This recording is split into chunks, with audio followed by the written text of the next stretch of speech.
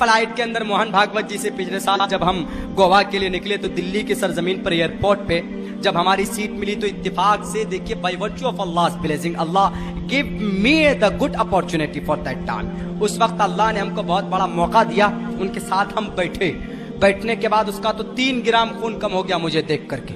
उन्होंने सोचा कि ये ओसामा बिन लादेन की औलाद, ये इनको सीट यहाँ कैसे मिल गई। तो उन्होंने एयर होस्टेस को कहा कि मैम मेरे लिए कोई और जगह का इंतजाम कीजिए। उन्होंने कहा sir there is no available, is not possible, यहीं बैठना हो। 2 घंटे 10 मिनट का ऐलान हुआ, हम बैठे चले, चूंकि पूरा महीना मेरा गोवा में ही गुजरता। हम बैठ गए, हम सोचे पतला सितला आदमी बैठ जाते हैं एक कोने में, हमको क्या पता कि भाई ये इतना अंदर से जल रहा है, भून रहा है, कबाब बन रहा है, इनका खून इनका फूक रहा है। रियल अपनी हकीकत में आपको पेश कर रहा हूँ, वरना मेरी आदत तो किस्सा कहानी सुनाने की होती नहीं। बहरकैफ जनाब उनको इस तरह फैल कर बैठ गए वो। उसके बाद उनको नींद आ गई, कम से कम 1 घंटे तक सोया रहा बंदा। गुरुजी हमारे सोते रहे। तो इस बीच में मैंने सोचा क्या करूं, कुरान पढ़ने लग गया मैं। 1-1.5-2 पारे मैंने पढ़ लिए। इस बीच में हाथ में तस्बीह के दाने तो वो मैं हिलाने लगा, वैसी टाइम पास हो जाए वहां पे। और क्या कर सकते हैं आप, ना तो कुछ नजारा कर सकते हैं, ना तो आप ज्यादा किसी से बात कर सकते हैं। बहरकैफ जब मैंने ये हिस्सा उनको क्लियर कर दिया, मैं यूं ही हूं तब से 1 घंटा 1 घंटे तक वो ऐसे फैल के सोया। उठने के बाद मुझे देखा, अब देखिए उसके मन में क्या कौन सी भावना पैदा होती है। हमदर्दी की वजह से मैंने हमदर्दी की थी थोड़ी सी, वो जगह मैंने क्लीन कर दिया था उनके लिए, मैं तिरछा हो गया था तो अमन से कंफर्टेबल होकर के सोया वो। तो उसके दिल में देखिए मुझे इंसल्ट करने का कितना बड़ा, वो सोचा कि मौलवी साहब सर पे टोपी है, दाढ़ी है, कुछ जानता नहीं होगा, 1-2 इंग्लिश में सेंटेंस पूछते हैं, खुद ब खुद शर्मिंदा होकर बैठ जाएगा और मैं जीत जाऊंगा। मैं समझता हूँ यही उनका कॉन्सेप्ट होगा, यही सोच होगी उनकी। तो उन्होंने मुझसे पूछा what's your name, what is are coming from, where do want to go. चूंकि भाई जुबान उनकी ऐसी होती है इंग्लिश के ऊपर, आजकल कोई बोले ना आदमी तो कहेगा भाई कितना बड़ा आदमी आ गया। एक जमाना ऐसा था कि गाजियाबाद से हम निकले अपने दारुल देवबंद के लिए, हम लोग 2 मदरसे के बच्चे बैठे हुए थे, इंग्लिश के ए से वाकिफ नहीं थे। तो एक गर्लफ्रेंड बॉयफ्रेंड इंग्लिश में बात कर रहे हम लोगों की तरफ देख के हंस रहे। हम लोगों ने सोचा कि क्या इलाज करूं इनका यार। हम दोनों ने अरबी के अंदर कुरान पढ़ना शुरू कर दिया, अल्हम्दुलिल्लाह रब्बिल आलमीन। वो बोलता था कुलौज बिरब्बिन नास मिनल जन्नति वन नास, इस तरह। तो वो बस अपनी बातें भूल गया, हम दोनों को देखने लग गया। हमने कहा कि भाई तुम अपनी जगह पे अगर महान हो तो हम अपनी जगह पे सुपर पावर ताकत है, हर आदमी अपने फील्ड का बादशाह होता है। बहरकैफ जनाब तो उन्होंने मुझसे यही सवाल किया, क्वेश्चन किया अंग्रेजी के अंदर में। हमने सोचा कि अगर मैं हिंदी में कहता हूं कि मेरा नाम अब्दुल्ला है, मैं बिहार नेपाल बॉर्डर से ताल्लुक रखता हूं और मैं गोवा जा रहा हूं, तो वो और पता नहीं क्या क्या कहेगा। हमने कहा दिस इज अब्दुल्ला सालिम कमर, एक प्रोफेशनल लैंग्वेज में करना होगा। This is Abdullah Salim Qamar from Araria district and I am just coming from Delhi, I want to go to Goa and I recite my आदि ग्रंथ is called Quran in front of the people in the holy month of Ramzan. वो सीधा होके बैठ गया। वाह भाई बंदे में कुछ जान है, लगता है तो हाइट कम है लेकिन लगता फाइट है इस बेचारे में। तो उन्होंने कहा, उसके बाद बैठकर मुझसे पूछता do you remember by heart all, यानी आपको पूरा याद है। Do you remember by heart all का मतलब आपको पूरा याद आपका धर्मशास्त्र। मैंने कहा yeah I am able to tell you from the beginning to the end, I remembered by heart, मुझे याद है, आई कैन टेल यू, मैं सुना सकता हूं आपको। बड़ा आश्चर्य में ताज्जुब में पड़ा वो।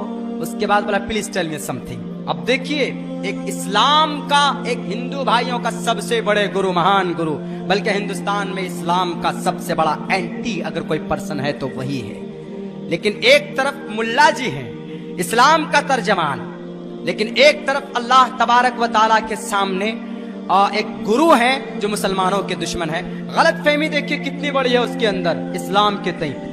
उन्होंने कहा प्लीज टेल मी समथिंग। मैंने कुरान करीम के 1-2 आयत पढ़े, लेकिन मैंने भी पूछा, मैंने कहा sir what's your authentic book धर्मशास्त्र, क्योंकि आप इंग्लिश में नहीं बात करेंगे वहां पे।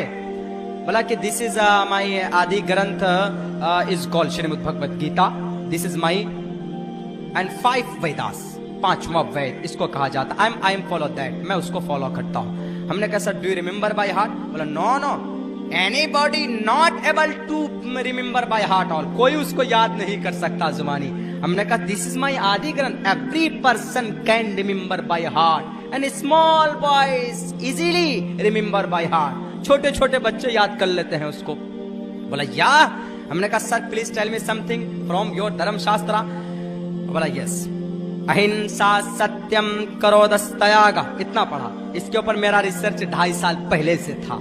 हमने कहा शांतिरपैशुनम, आगे पढ़ा मैंने, शांतिरपैशुनम दया बुलेश्वलोलूप तवम हीर चापलाम श्रीमद् भगवत गीता 16वें अध्याय का 2रा श्लोक। वो और बेचारा सुखड़ गया, बोला do you know about my धर्मशास्त्र? मैंने कहा यस, आई एम मुल्ला मौलवी साहब and I know everything, I know lot of thing about your धर्मशास्त्र, ऋग्वेद यजुर्वेद सामवेद अथर्ववेद रामायण महाभारत गीता पुराण उपनिषद महापुराण भविष्य पुराण कल की पुराण, एवरीथिंग आई नो। तो वो बेचारा देखिए उसकी और ज्यादा उनसियत पड़ी मुझसे, बोला please tell me something, what is the meaning of that mantra, इसका मतलब क्या बताइए, आप क्या जानते हैं, डू यू नो? मैंने कहा यस आई नो। हमने कहा अहिंसा, when time, what is the time, इसका टाइम क्या है, मतलब इसको अवतरित होने का टाइम क्या? हमने कहा महाभारत के मैदान में जब अर्जुन के हाथ से तलवार गिर गई थी, श्री कृष्ण जी ने वक्त को, उस टाइम को रोक करके कहा था अर्जुन तलवार उठाओ, जालिमों को मत छोड़ना। लेकिन वहीं पर अर्जुन ने ये भी कहा था, अर्जुन को ये भी कहा था श्री कृष्ण जी। श्री कृष्ण जी कौन है पता है? विष्णु जी के 7वां अवतार, 8वां अवतार, 7वां श्री रामचंद्र जी, 8वां अवतार। अवतार का मतलब आसमान से जमीन पर भगवान का आना, बुराई को रोकने के लिए। यदा यदा धर्मस्य ग्लानिर्भवति भारत, हमारे हिंदू भाइयों का अकीदा है इस धरती पर कहीं पर भी कोई बुराई होती है तो ईश्वर इंसानी रूप धारण करके आ जाता है और बुराई का नाश करता है। हालांकि इस अकीदे के अंदर में थोड़ी बहुत कमी है, मैं उसके तरफ नहीं जाना चाहता हूं क्योंकि ये सीरत और अवतार का अकीदा है। बहरकैफ हमने कहा कि श्री कृष्ण जी ने कहा अर्जुन को कि अर्जुन इस धरती के ऊपर तुम किसी इंसान को अपनी जुबान से तकलीफ मत देना, बूढ़े को, मासूम को, लाचार को, बेबस को। मौका गर्म था, मैंने फौरन जड़ दिया वहां पर हिंदुस्तान के ऊपर जो तशद्दुद हो रहा था। हमने कहा सर श्री कृष्ण जी कह रहे हैं अर्जुन को कि अर्जुन अपनी जुबान से किसी को तकलीफ मत देना। मोहम्मद अखलाक को बेचारे को तड़पा तड़पा कर मार दिया गया, तकलीफ तो दूर की बात, मार दिया गया, उनकी हत्या कर दी गई। और भोपाल की सरजमीन पर 2 नौजवानों को ट्रेन से फेंक दिया जाता है, उनकी भी हत्या कर दी गई।